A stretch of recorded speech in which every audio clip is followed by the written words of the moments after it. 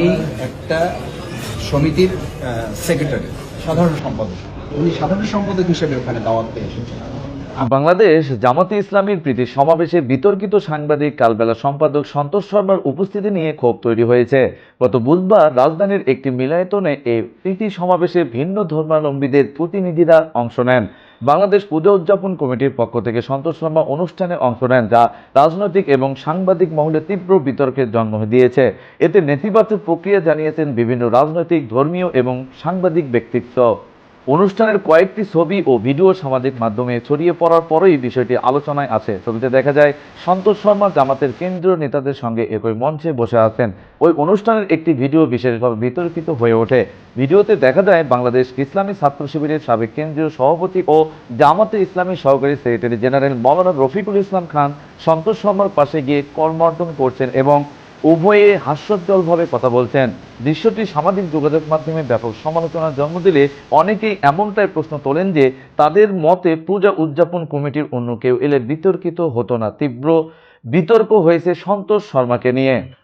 সংশ্লিষ্টতা ও বাড়তি ক্ষোভ। সন্তোষ শর্মার জামাতের অনুষ্ঠানে উপস্থিতি নিয়ে যে ক্ষোভ ও বিতর্ক তৈরি হয়েছে তার পেছনে গুরুত্বপূর্ণ কারণ হলো ভারতীয় গোয়েন্দা সংস্থা রিসার্চ অ্যান্ড অ্যানালাইসিস ইয়াংয়ের সঙ্গে তার দীর্ঘদিনের ঘনিষ্ঠতার অভিযোগ। তাছাড়া তার ব্যাংক অ্যাকাউন্টে বিপুল পরিমাণ টাকা লেনদেনেরও অভিযোগ রয়েছে।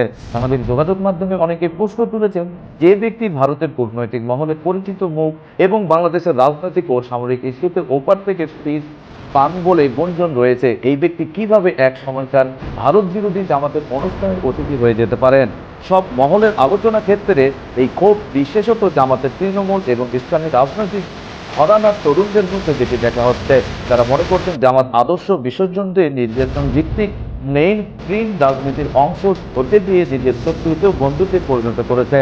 হেফাজতে ইসলাম যুগ্ম মহাসচিব মুফতি হারুন ইজাহার চৌধুরী ফেসবুক পোস্ট লেখেন, জামাতে ইসলামীর নেতৃত্ব ঘনাদেশে লিপ্ত হয়েছে দিল্লির ওই কুত্তাগুলোর সন্তোষ বম সঙ্গে ওরা সংসার শুরু করেছে। এটিভির দেশ শহীদ নেতাদের উত্তরসূরিরা, তোমাদের সিদ্ধান্ত নেওয়ার সময় এখন। 2018 সালের মধ্যরাতে নির্বাচনের আগে ও পরে দেশের বিভিন্ন স্থান থেকে শত শত আলেমকে গ্রেফতার ও গুম করেছিল শেখ হাসিনা সরকার। গ্রেফতার ও গুমের পর তিনি অফিসে গোয়েন্দাদের সঙ্গে পাশাপাশি উপস্থিত থেকে ভুক্তভোগীদের জিজ্ঞাসাবাদ করতেন কালবেলা সম্পাদক ও প্রকাশক সন্তোষ শর্মা। এ নিয়ে অতীতে অভিযোগ করেছেন হেফাজতে ইসলামের যুগ্ম মহাসচিব মুফতি হারুন ইজহার চৌধুরী এবং প্রবাসী হাফেজ আতিকুল্লাহ জুলফিকার। আলোচিত ইসলামী বক্তা রফিকুল ইসলাম মাদানী এই ঘটনার ফেসবুকে তীব্র নিন্দা ও প্রতিবাদ জানিয়েছেন। তিনি লেখেন যে সন্তোষ শর্মা আমাকে শায়েখ হারুন ইজহার, হাফিজাউল্লাহ এবং আরও অনেক আলেমকে রিমান্ডে নির্যাতন করেছে।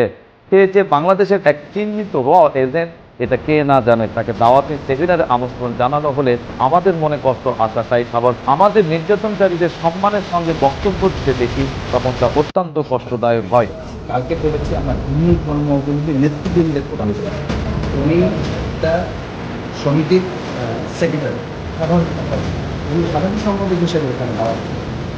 আপনি ওনাকে বাদ দিয়ে যে সভাপতিকে নিয়ে আসতে পারবেন, কারণ আপনি ইউনিভার্সিটির সেক্রেটারিকে বাদ দিয়ে যে সভাপতিকে দাওয়াত করবেন, অথবা তাকে বাদ দিয়ে যে আরেকজনকে দাওয়াত করবেন, সবাই উনি বলবেন না যে আমাদের সাধারণ সম্পাদক কী অপরাধ করেছে।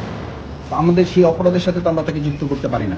আমরা তাকে দাওয়াত করেছি হিন্দু যে পরিষদ তাদের আছে, হিন্দু পূজা পরিষদ যেটা, সেই পূজা পরিষদের সে হলো সাধারণ সম্পাদক। আমরা তো ভিন্ন ধর্মাবলম্বী নেতৃবৃন্দ যারা তাদের নিয়ে বসেছি, সুতরাং সেই জায়গায় তার অন্য আরও কি বিষয় আছে এটা আমাদের কাছে সেদিন অপ্রাসঙ্গিক ছিল।